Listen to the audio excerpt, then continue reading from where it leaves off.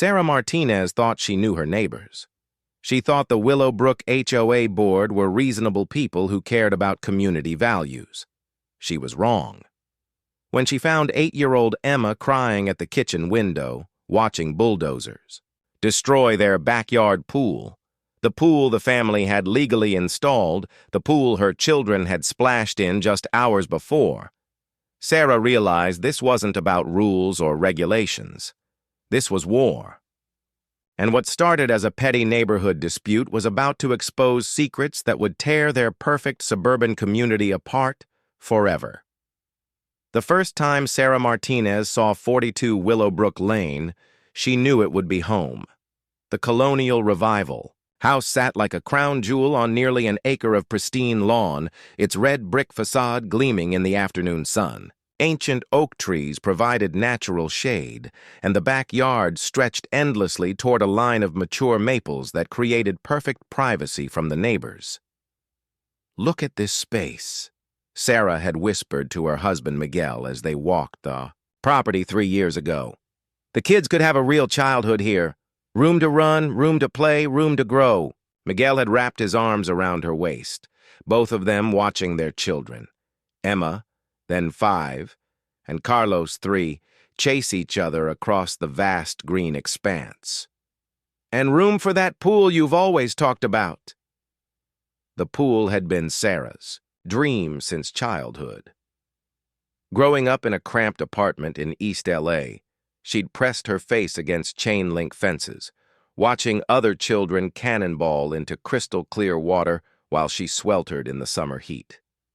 She'd promised herself that someday her children would never know that longing. It took 2 years to save enough money, 2 years of extra shifts at the law firm where Sarah worked as a paralegal, 2 years of Miguel picking up weekend construction jobs, 2 years of the kids asking why they couldn't get a pool like their friends. When they finally broke ground, last spring, the whole family had stood around the massive hole in their backyard like it was a miracle. "This is really happening," Emma had breathed, her dark eyes wide with wonder. "Finally," Carlos had added with 8-year-old authority, as if he'd been waiting decades instead of months. The installation had been flawless. Sarah had researched everything: permits, contractors, HOA guidelines. The Willowbrook Homeowners Association handbook was surprisingly straightforward about pools. Must be set back at least 15 feet from property lines. Must include proper fencing and safety features. Must be approved by the Architectural Review Committee before construction. Sarah had submitted her application in January, complete with architectural drawings, safety specifications, and a detailed landscaping plan. The approval had come back stamped and signed by HOA President Dorothy Hennessy herself. Approved pending compliance with all safety and aesthetic requirements. The pool was perfect, a kidney-shaped oasis with a shallow end for Carlos and a diving area for Emma, who was already talking about joining the swim team at school. Travertine decking surrounded the water, and Sarah had planted jasmine and lavender in neat borders. The fence was pristine white vinyl, exactly 6 feet high, as required, with a self-latching gate that passed every safety inspection. For 3 blissful months, the Martinez family had lived in paradise. Emma had finally convinced her younger brother that he could swim without floaties. Miguel had taught them both to dive. Sarah had hosted her first pool party in July, watching her children's friends shriek with laughter as they played Marco Polo until the fireflies came out. The trouble started with Dolores Krensky. Dolores lived in the house directly behind theirs, though her property sat on Maple Street while the Martinez house faced Willowbrook Lane. She was 73, widowed for 6 years, and possessed. The sharp-eyed vigilance of someone who had appointed herself the neighborhood's unofficial watchdog. The first complaint came in August, delivered in person with the kind of smile that never reached the eyes. "Sarah, dear," Dolores had said, standing on the front porch in a floral house dress that had seen better decades. "I hope you don't mind me mentioning this, but the noise from your pool has been rather disruptive." Sarah had blinked in surprise. "Noise? The kids are only out there during the day and they're usually inside by dinner. Oh, it's not just the children. Dolores's smile tightened. There's the filter system, you know. It runs constantly. Quite the mechanical humming. And then there's the splashing, the shouting, the music you play during your little parties. We've had exactly one party, Sarah said carefully. Last month for Emma's birthday. Well, Dolores smoothed her gray hair with a liver-spotted hand. I'm sure you understand my concern. Some of us moved to Willowbrook for the peace and quiet. We're not accustomed to suburban water parks. The words stung more than Sarah had expected. Mrs. Krensky, I'm sorry if we've disturbed you, but the kids are just being kids, and our pool complies with every HOA regulation. Does it? Dolores's pale blue eyes had gleamed with something that looked uncomfortably like anticipation. How interesting. That had been a Thursday. By the following Monday, Sarah found a certified letter in her mailbox. Notice of violation. Case 2023-157. Dear Mr. and Mrs. Martinez, it has come to the attention of the Willowbrook Homeowners Association that the swimming pool installation at 42 Willowbrook Lane may be in violation of community standards as outlined in Section 4.2.1 of the HOA Declaration of Covenants, Conditions, and Restrictions, CC&Rs. Specifically, complaints have been filed regarding 1. Excessive noise levels disrupting the peaceful enjoyment of neighboring properties. 2. Potential non-compliance with setback requirements. 3. Inadequate screening from adjacent properties. 4. Failure to obtain proper architectural approval. You are hereby required to appear before the HOA Board at our next monthly meeting on September 15, 2023, to address these concerns. Failure to attend or remedy violations may result in fines, legal action, or forced removal of non-compliant structures. Sincerely, Dorothy Hennessy, HOA President Gerald Hoffman, Secretary Patricia Wong, Treasurer Sarah had stared at the letter until the words blurred. Miguel found her at the kitchen table an hour later, still holding the paper like it might burst into flames. Failure to obtain proper architectural approval? Miguel's voice rose as he read over her shoulder. We have the approval. It's hanging right there on the bulletin board. He was right. The stamped, signed approval form was prominently displayed next to Emma's honor roll certificate and Carlos's soccer schedule. This has to be a mistake, Sarah had murmured, but even as she said it, cold dread was settling in her stomach. The September 15th meeting was held in the community center's main room, a beige rectangle with fluorescent lighting and the perpetual smell of burnt coffee. Sarah and Miguel arrived 15 minutes early, dressed in their best clothes and armed with a manila folder containing every piece of pool-related documentation they possessed. The HOA board sat at a folding table draped with a polyester tablecloth, looking like a tribunal.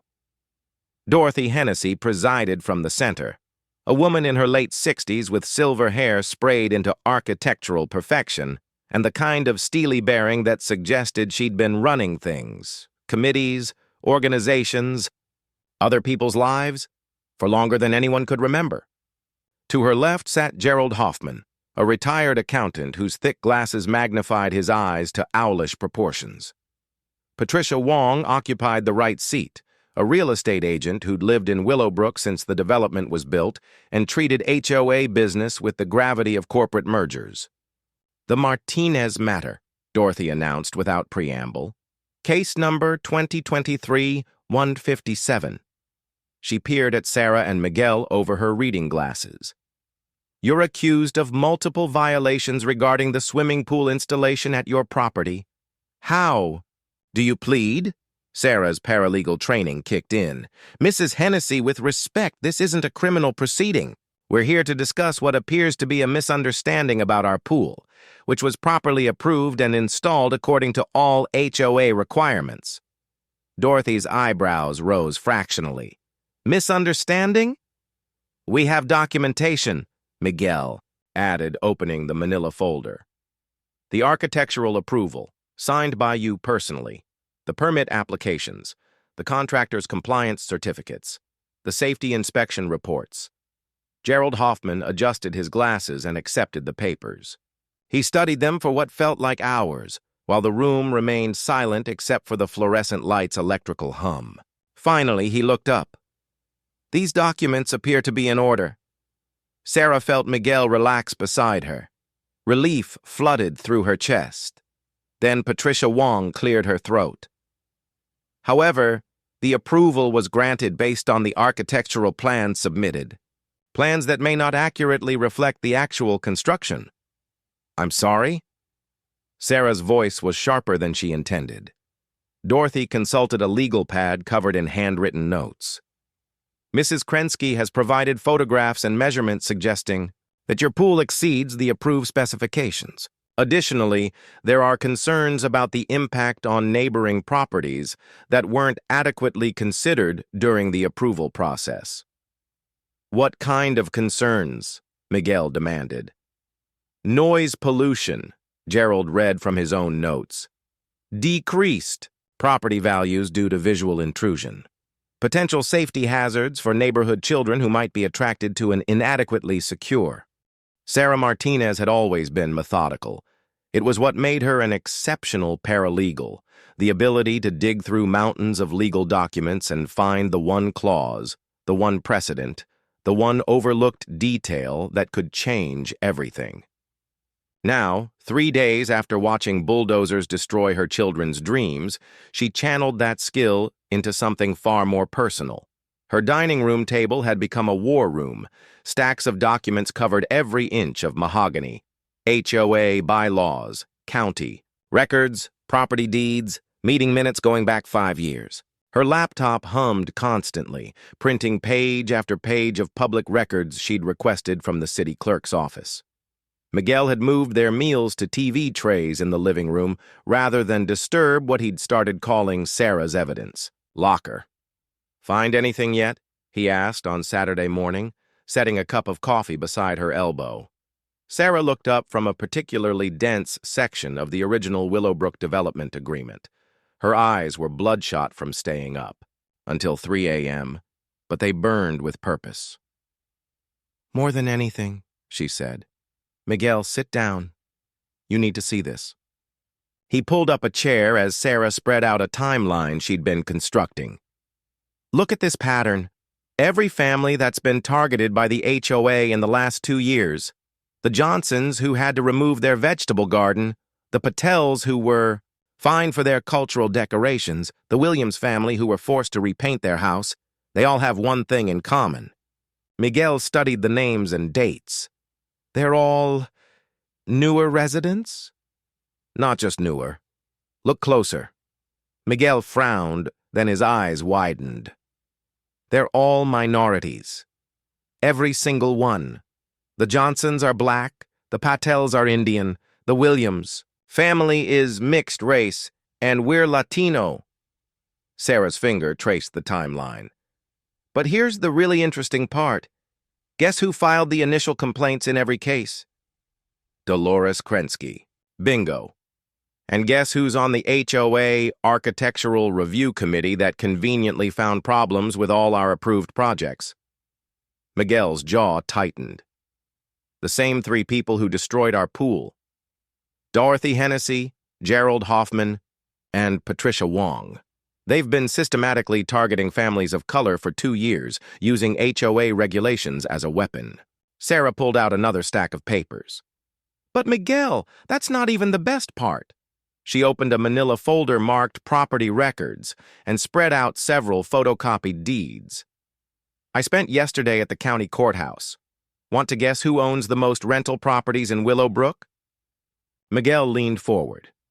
Tell me. Dorothy Hennessy owns 4 houses that she rents out.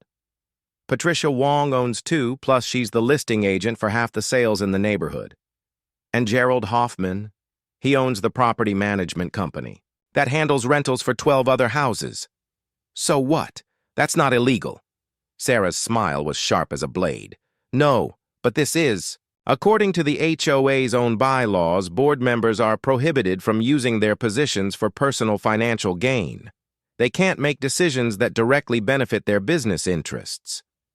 And forcing out minority families who might lower property values directly benefits their rental income and real estate commissions. Sarah pulled out a calculator and a notebook filled with figures. I ran the numbers. In the 2 years since this enforcement campaign started, average home prices in Willowbrook have gone up 18%. That's nearly double the county average. Miguel whistled low.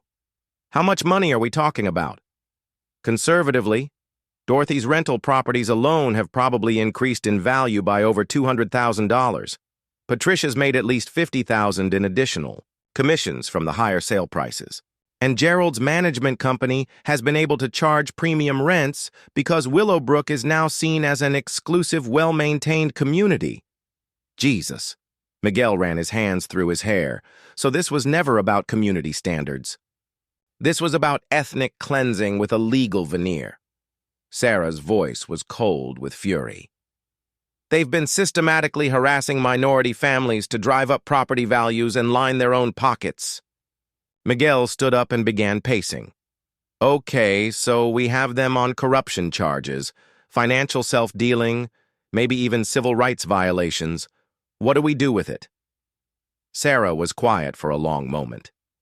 That depends on how far we want to take this. What do you mean? I mean, we have enough evidence to destroy them. File complaints with the State Attorney General's office, the FBI's Civil Rights Division, the IRS for potential tax evasion. We could make this a federal case. Miguel stopped pacing. But that takes years. Legal challenges, appeals, bureaucracy. Meanwhile, they're still in power, still targeting families like ours. Sarah's eyes met his. Or we could handle this ourselves. Sarah, I'm not talking about anything illegal. I'm talking about using their own weapons against them. She pulled out another folder, this one marked Personal Information. I spent some time researching our HOA board members. Want to know what I found? Miguel sat back down, recognizing the dangerous gleam in his wife's eyes. Dorothy Hennessy, pillar of the community, married 43 years to Judge Harold Hennessy. Sarah opened the folder. Except Harold Hennessy isn't just any judge. He's the presiding judge for the county housing court, the same court that would hear any legal challenges to HOA decisions. That's a conflict of interest. It gets better. Judge Hennessy has been ruling on cases involving properties in Willowbrook for 2 years without disclosing that his wife is the HOA president. That's not just unethical. It's grounds for judicial misconduct charges and case reversals. Miguel leaned forward. What else? Patricia Wong, successful real estate agent, respected community member. Sarah pulled out a stack of financial documents. Also someone who's been claiming the home office deduction on her taxes for an office that doesn't exist. The address she lists is actually a Starbucks. Tax fraud. Small scale, but yes. And Gerald Hoffman, retired accountant, manages properties for some of Willowbrook's most upstanding citizens. Sarah's smile turned predatory.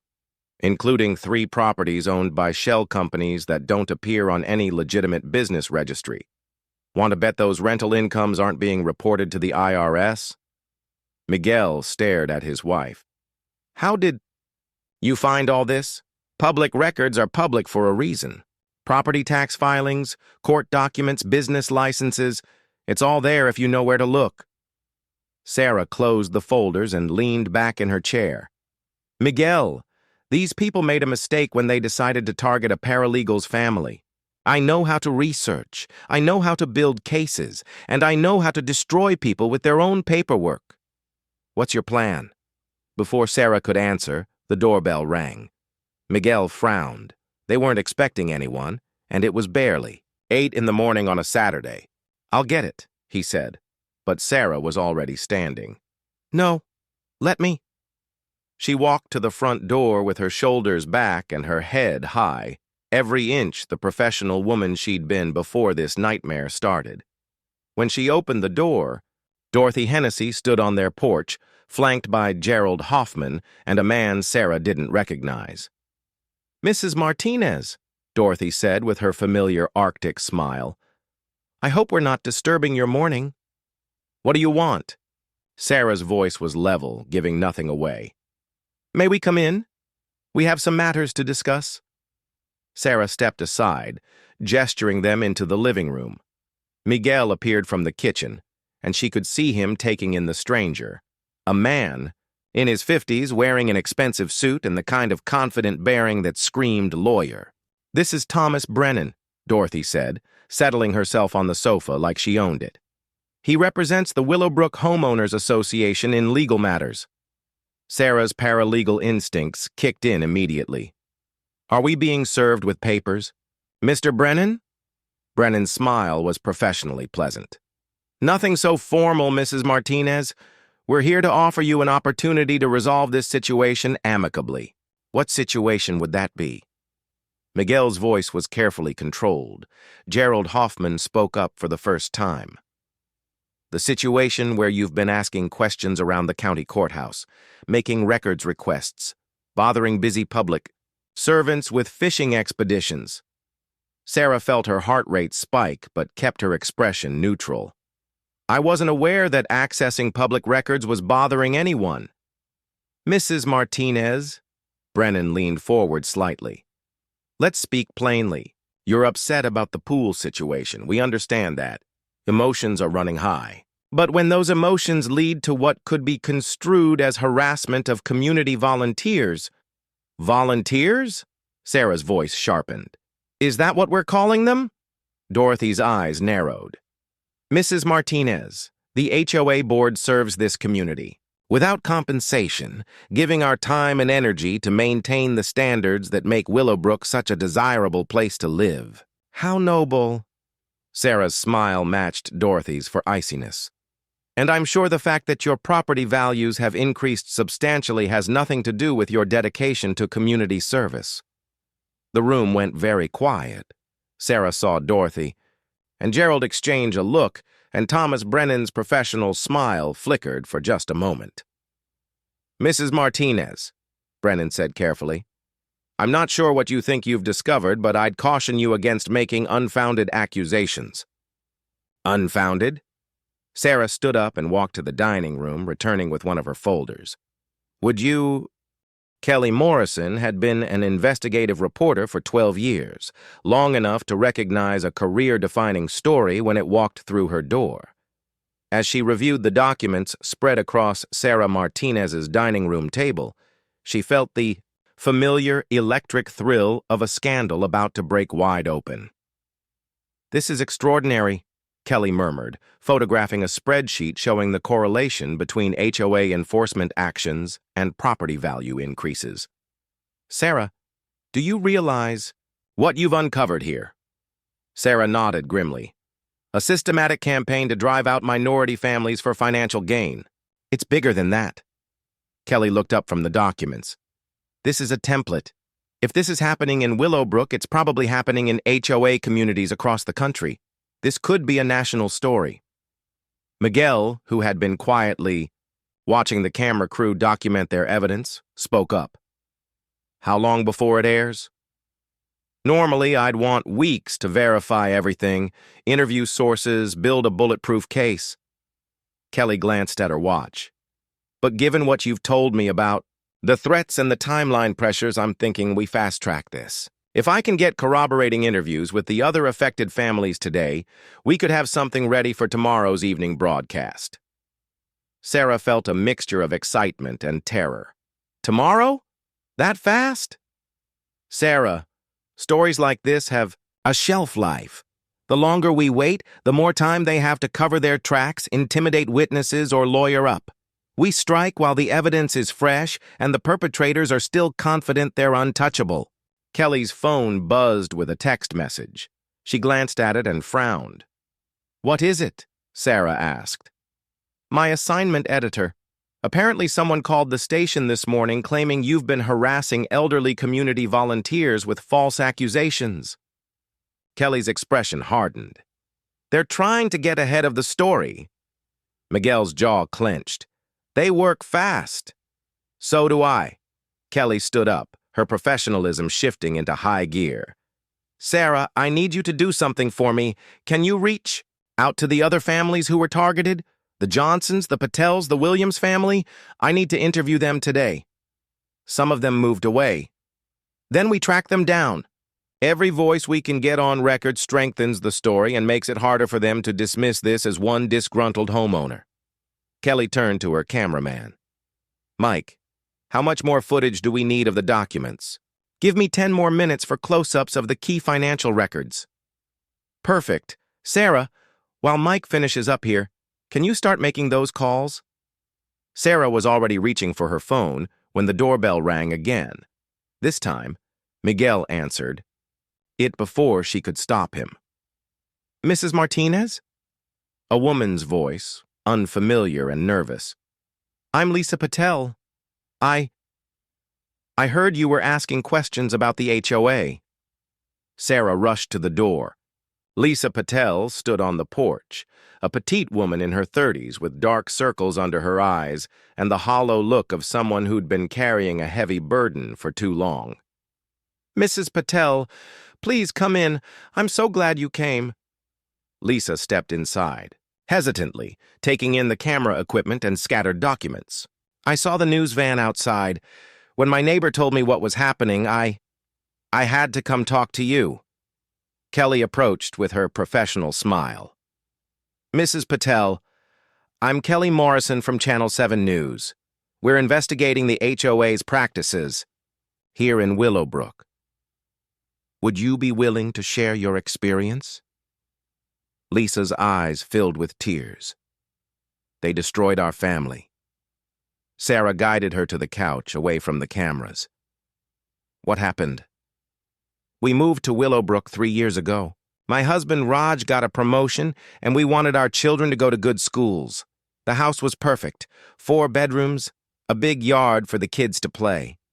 Lisa's voice was barely above a whisper. We thought we'd found our forever home. What changed? Kelly asked gently. The festival. Lisa wiped her eyes. We held a Diwali celebration in our backyard. Traditional decorations, lights, music, just family and a few friends. It was beautiful. Sarah felt a cold dread settling in her stomach. Let me guess. Dolores Krensky complained. Lisa nodded. The next week we got a violation notice. Excessive noise, unapproved decorations, too many vehicles parked on the street. They said our celebration violated community standards. What did you do? We tried to explain that it was a religious holiday, that the decorations were temporary. We offered to work with them on timing, volume levels, anything to be good neighbors. Lisa's voice broke. But they wouldn't listen. Every month there was something new. The prayer flags in our garden were non-conforming religious displays.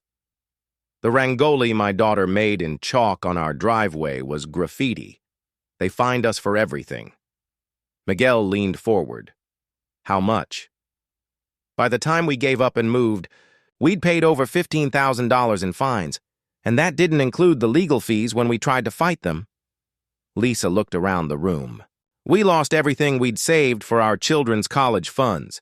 Had to sell the house for less than we paid because we were desperate to get out. Kelly was taking notes rapidly. Mrs. Patel, would you be willing to go on camera with this story? Lisa hesitated. Will it help other families?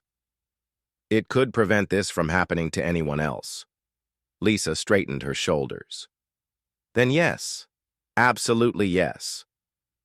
For the next hour, Kelly interviewed Lisa Patel while Sarah worked the phone, tracking down the other targeted families. The Johnsons had moved to Atlanta but agreed to a phone interview. The Williams family had relocated to Oregon, but Janet Williams broke down crying when Sarah explained what they were trying to do. We thought we were the only ones, Janet sobbed over speakerphone. We thought maybe we really were too sensitive. that we were imagining the racism, to know that it was systematic, that we weren't crazy. By 4 o'clock, Kelly had interviews with 5 families, documented evidence of financial corruption, and what she believed was the strongest civil rights story she'd ever worked on. "This is going to be huge," she told Sarah as her crew packed up their equipment.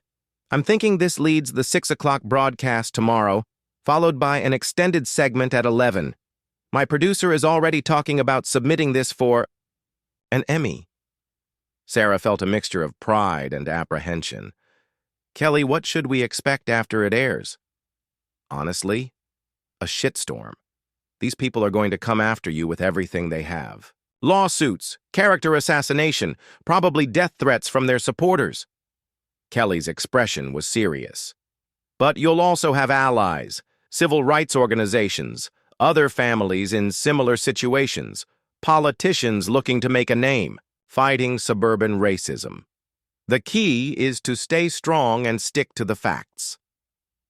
After Kelly left, Sarah and Miguel sat in their living room, surrounded by the scattered remnants of their investigation.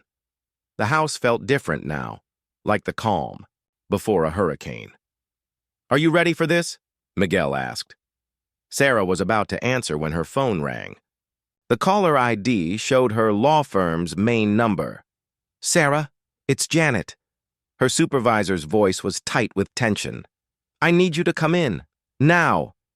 "Janet, it's Saturday evening. Sarah, just get here, please."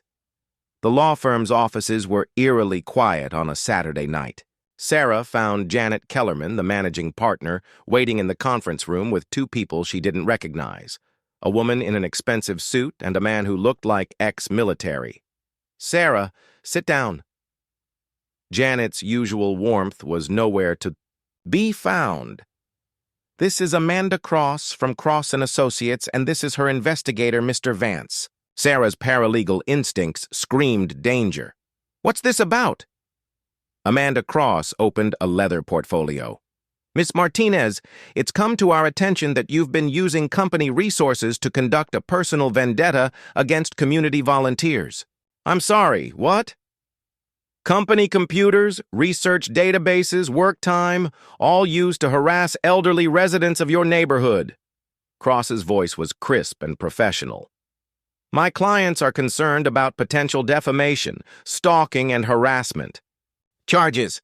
Sarah felt the world tilt. "Your clients?" "The Willowbrook Homeowners Association Board." Cross pulled out a document. "They've retained our firm to pursue all available legal remedies against your campaign of intimidation."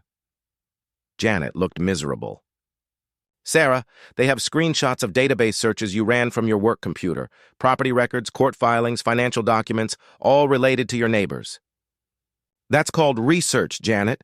I was investigating civil rights violations on company time," Cross interrupted. "Using company resources for personal matters is grounds for immediate termination.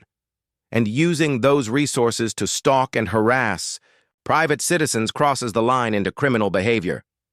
The man named Vance spoke for the first time, his voice like gravel. "Ms. Martinez, we have witnesses who will testify that you've been conducting surveillance on private residences, photographing people without consent, and making threatening statements about destroying reputations." Sarah's mouth fell open. "That's completely false." "Is it?" Cross pulled out more documents. "You told multiple people that you intended to destroy the board members. You've been seen parked outside their homes with cameras. You've made multiple records requests specifically targeting their personal financial information." "Public records. Everything I accessed was public information." "Intent matters, Ms. Martinez. When you use public records to build harassment campaigns against private citizens, that public informa..." At 5:47 p.m. on Monday evening, Sarah Martinez sat in Channel 7's green room, watching herself in the monitor as the makeup artist applied a final touch of powder to hide the exhaustion in her eyes. She hadn't slept in 36 hours. Her phone had been ringing non-stop with calls from reporters, lawyers, and supporters who'd somehow gotten her number. The restraining order paperwork sat in her purse like a loaded weapon. "You ready for this?" Kelly Morrison appeared in the doorway, her own pre-broadcast energy crackling with anticipation. "As ready as someone can be for career suicide on live television," Sarah replied with dark humor.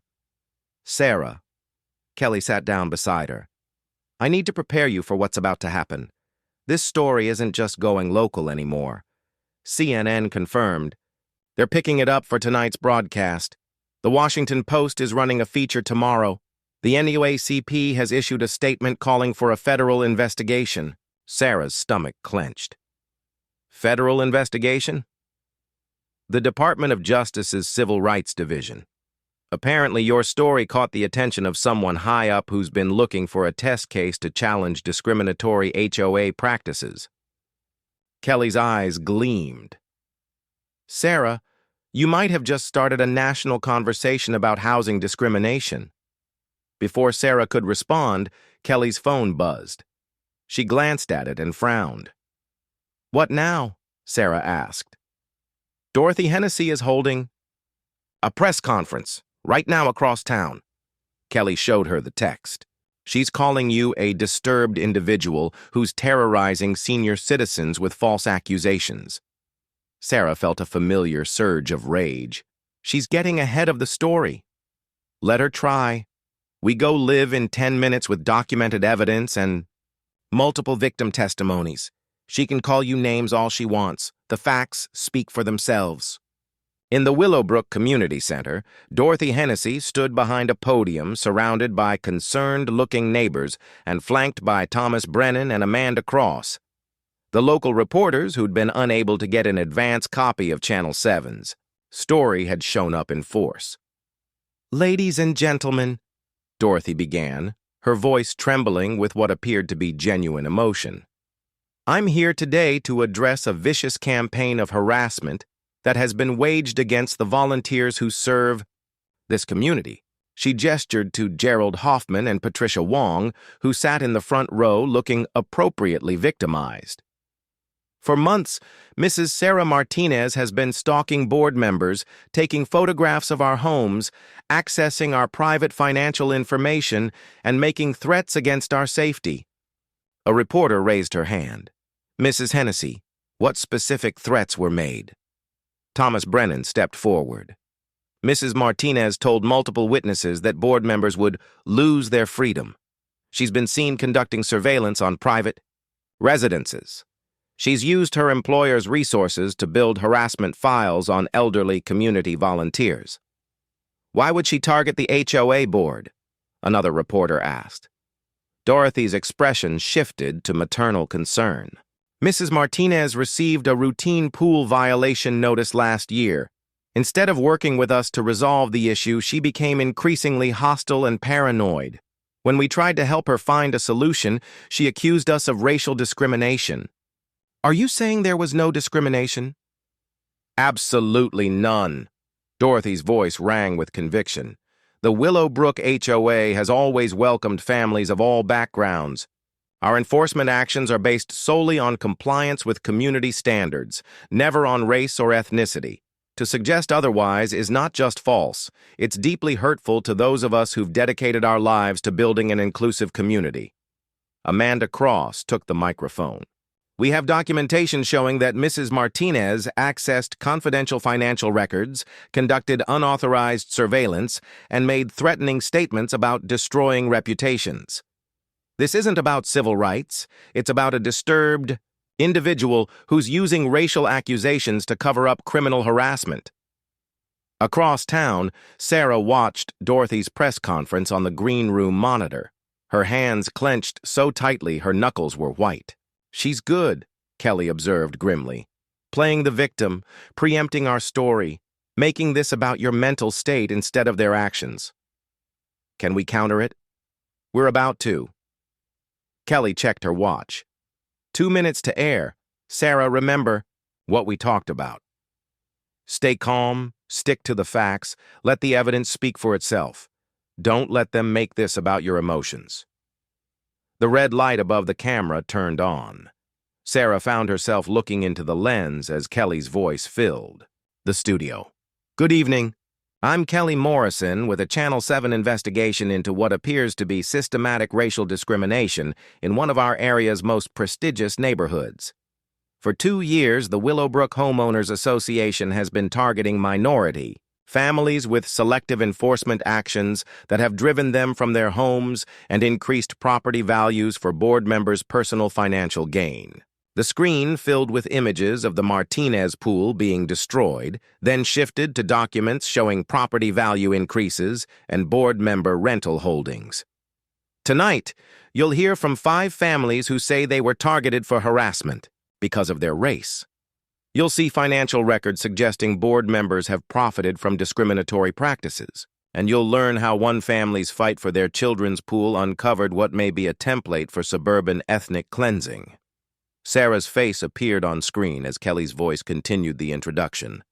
She looked professional, determined, nothing like the disturbed individual Dorothy had described an hour earlier. Mrs. Martinez, tell us about the pool. For the next 20 minutes, Sarah laid out the entire story. The timeline of enforcement actions, the financial evidence, the pattern of targeting minority families. She spoke clearly and factually, letting the documentation carry the weight of her accusations. When they cut to Lisa Patel's interview, Sarah watched the woman's pain fill the screen. Lisa described losing her family's savings to discriminatory fines, selling their dream home at a loss, watching her children ask why their neighbors hated them. "We thought we were living in America," Lisa said through tears. "We thought if we worked hard, followed the rules, we could belong anywhere. But some people will never see us as belonging." The financial evidence was devastating when presented visually. Charts showing the correlation between enforcement actions and property values. Maps highlighting which families had been targeted. Bank records demonstrating how board members had profited from the increased values. Kelly's interview with Janet Williams, conducted by phone from Oregon, was equally powerful. "They made us feel like criminals for celebrating our daughter's quinceañera in our own backyard. They turned our neighbors against us, made us feel unsafe in our own home. We left everything behind rather than continue fighting people who had more money and more hatred than we could match." When the segment ended, Sarah felt like she'd been holding her breath for 20 minutes. Her phone immediately exploded with notifications, calls, texts, social media alerts. "How do you think it went?" she asked Kelly. "Look at this." Kelly showed her the Channel 7 News app. The story was already trending on social media, with shares climbing by the hundreds every minute. "Sarah, this is exactly what we hoped for. Clean, factual, devastating." But as they left the studio, Sarah noticed a crowd gathering outside. Protesters, she realized. Some carrying signs supporting her, others defending the HOA board. The story was already dividing the community. Her phone rang. "Miguel." "Sarah, you need to get home. Now." "What's wrong?" "There are news trucks parked outside our house, and Sarah, Emma, and Carlos are scared. They don't understand why people are taking pictures of them walking to the school bus." Sarah's heart sank. In her focus on exposing the truth, she'd forgotten that her children would become part of the story. "I'm coming home." The drive through Willowbrook was surreal. News vans lined the streets. Neighbors stood in clusters on sidewalks, pointing and whispering. Some waved supportively when they recognized her car. Others turned away or made obscene gestures. Her own street was a circus. Satellite trucks, camera crews, reporters doing stand-ups in front of her house. She had to park 3 blocks away and walk through the crowd, ignoring shouted questions and camera flashes. Miguel met her at the door, his face grim. "It's been like this since 6 o'clock. Emma's hiding in her room. Carlos asked me if we're going to have to move again." Sarah's heart broke. "Move again?" "That's what he said. He thinks when neighbors don't like us, we have to leave." Miguel's voice was thick with emotion. "Sarah, our 8-year-old thinks this is normal. He thinks it's normal for people to hate us for the color of our skin. Before Sarah could respond, the doorbell rang. Miguel opened it to find Dolores Krensky standing on their porch, flanked by two reporters with cameras. "Mrs. Martinez," Dolores called out, her voice carrying clearly, "I think it's time you and I had a public conversation about the truth." Sarah appeared behind Miguel, staring at the woman who'd started this whole nightmare. Dolores looked frailer than usual, but her pale eyes burned with fanatic intensity. "Mrs. Krensky, I have nothing to say to you." "Oh, but I have something to say to you." Dolores stepped closer, her voice rising. "I've lived in this neighborhood for 43 years, 43 years of peace and quiet and property values that reflected the kind of community we—" By Wednesday morning, Dolores Krensky's racist rant had been viewed over 3 million times across social media platforms. The hashtag aHOA Willowbrook scandal was trending nationally. Sarah's phone hadn't stopped ringing since Tuesday night, but now the calls were different. Civil rights lawyers offering to take her case pro bono, reporters from major outlets requesting interviews, housing advocacy groups wanting to use her story as a rallying cry. Sarah sat at her kitchen table, still in her pajamas at 10 a.m., watching CNN's legal analyst discuss the implications of the Willowbrook case for HOA communities nationwide. The chyron at the bottom of the screen read, "DOJ announces federal investigation into suburban housing discrimination." "Mom?" Emma appeared in the doorway, her backpack slung over one shoulder. "Can I stay home from school again today?" Sarah's heart clenched. Emma had missed 2 days already because of the media circus outside their house. "Baby, you can't hide forever." "I'm not hiding. The other kids keep asking me questions I don't know how to answer." Emma's 8-year-old face was too serious, too worried. "Why do some people hate us for our skin color? Why did Mrs. Krensky say those mean things? Are we really bad neighbors?" Sarah pulled her daughter into her lap, breathing in the familiar scent of her strawberry shampoo. "Emma, listen to me. We are not bad neighbors. We are not bad people. Some adults have ugly thoughts in their hearts, and sometimes those thoughts make them do cruel things. But that's about them, not about us. Will we have to move away like the other families?" The question hit Sarah like a physical blow. "No, baby, we're not moving. This is our home, and we have every right to be here." "Promise?" Sarah met her daughter's dark eyes, seeing her own determination reflected there. "I promise." The doorbell rang, and Sarah groaned. More reporters, probably. But when she looked through the peephole, she saw a familiar face that made her heart leap. "Mrs. Johnson!" Sarah opened the door to find Keisha Johnson standing on her porch, a tall, elegant woman with graying hair and the kind of warm smile that made you feel instantly welcome. "Sarah, honey." Keisha pulled her into a fierce hug. "I flew in from Atlanta this morning. I couldn't watch what was happening to you on the news and stay away. You didn't have to come." "Yes, I did." Keisha's voice was firm. 40 years ago, my family was one of the first black families to integrate our neighborhood in Birmingham. I know what this fight looks like, and I know you can't do it alone." Emma peered around Sarah's legs, curious about the visitor. "And you must be Emma," Keisha said, crouching down to the girl's level. "I'm Mrs. Johnson. My family used to live here in Willowbrook before the mean people made us leave. But you know what? I brought some friends with me." She gestured toward the street, where Sarah saw several cars pulling up. Families were getting out. The Patels, who'd driven down from Sacramento, where they'd moved after leaving Willowbrook. The Williams family, who'd flown in from Oregon. Even families Sarah didn't recognize, carrying signs that read, "Housing Justice Now" and "HOAs Accountable to All." "What is this?" Sarah whispered. "This," said a new voice behind Keisha, "is—" "Back up." Sarah turned to see a woman in her 50s with silver hair and a power suit that screamed federal authority. Agent Rebecca Torres. Department of Justice Civil Rights Division.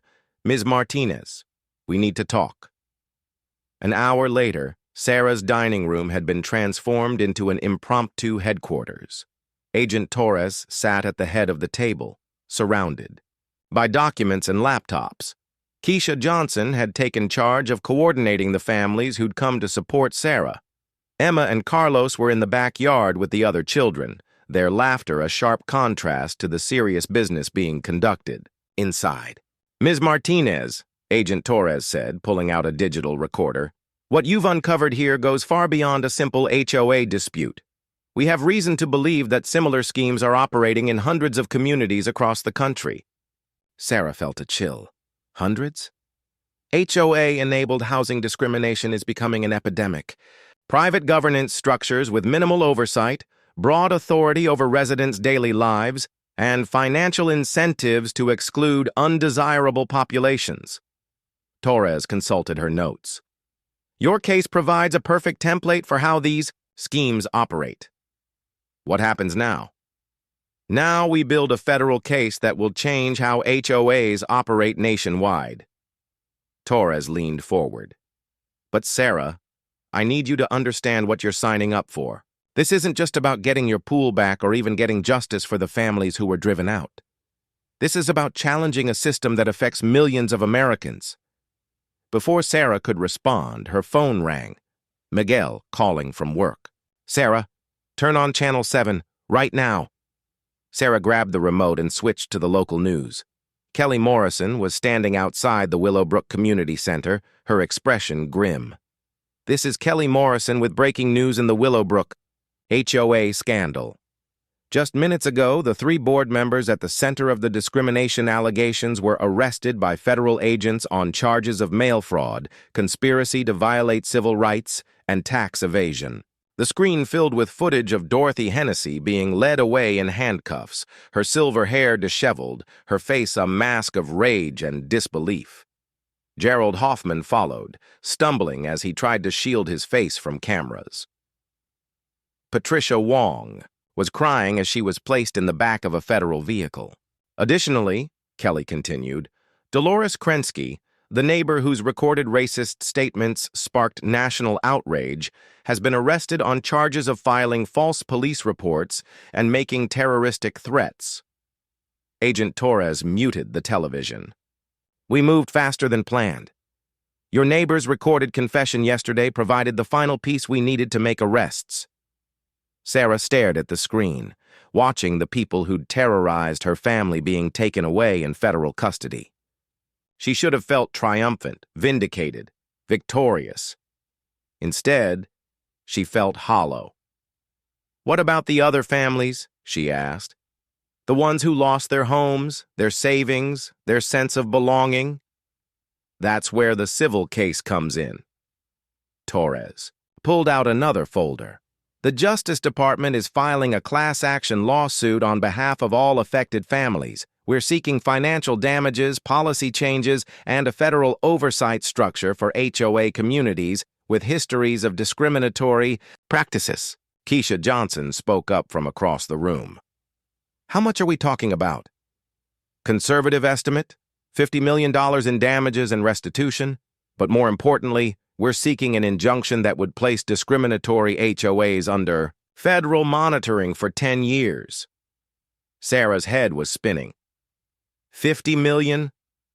Your documentation made this possible, Sarah. The financial records, the victim testimonies, the pattern of discrimination.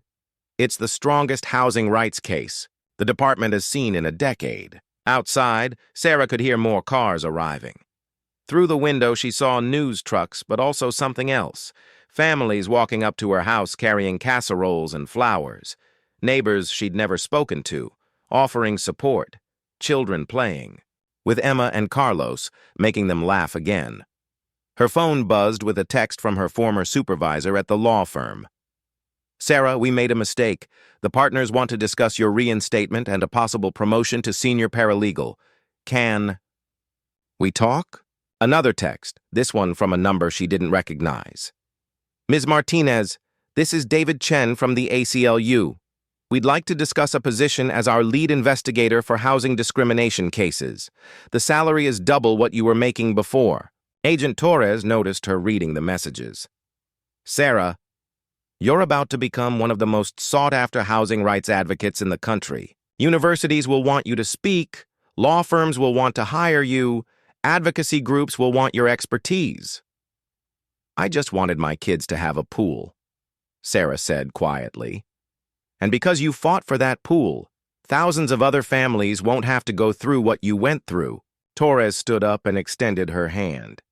Sarah, on behalf of the Department of Justice, thank you. You've helped us strike a blow against institutional racism that will protect families for generations. As Sarah shook the agent's hand, Emma burst through the sliding door from the backyard. Mom! Mom! Come see! Sarah followed her daughter outside, where she found a crowd of children and adults gathered around the filled-in space where their pool used to be. Someone had brought shovels and was digging test holes in the dirt. What's happening? Miguel appeared at her side, grinning for the first time in weeks. Honey, meet Jim Patterson. He owns the biggest pool construction company in the county. A weathered man in work clothes stepped forward. Ms. Martinez, I saw your story on the news. What they did to your family was wrong. I'd like to donate the labor to rebuild your pool, free of charge. And the materials, added another man. I'm Mike Sullivan from Sullivan Supply. We'll cover everything, concrete, filtration, decking, the works. But why? Sarah asked, overwhelmed. Because, said Keisha Johnson, putting her arm around Sarah's shoulders, sometimes the community you thought you lost turns out to be bigger and stronger than you ever imagined. Emma tugged on Sarah's sleeve. Mom, does this mean we'll have our pool back? Sarah looked around at the faces surrounding her. Federal agents building a case for justice, neighbors offering support, contractors volunteering their time, child